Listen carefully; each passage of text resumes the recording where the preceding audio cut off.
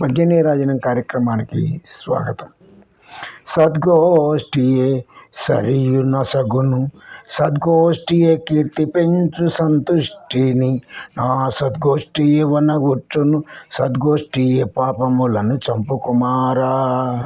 ఇది కుమార శతకం అనేటువంటి గ్రంథంలో ఉన్నది. సద్గోష్ఠి, మంచి వాళ్ళతో గోష్ఠి చేయాలి, మంచి వాళ్ళతో కలిసి బతకాలి.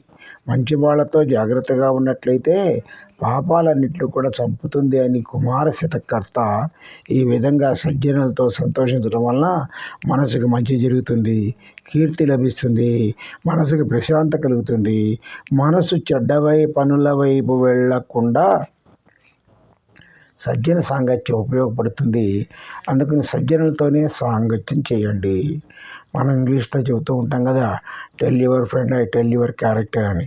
నీ స్నేహితుడు ఎవడో చెబితే ఆ స్నేహితుడు ఎటువంటి వాడో నీ క్యారెక్టర్ ఏంటో చెప్పగలుగుతాను అని. ఆ విషయాన్ని ఇక్కడ ఆయన మరలా చెప్పారు.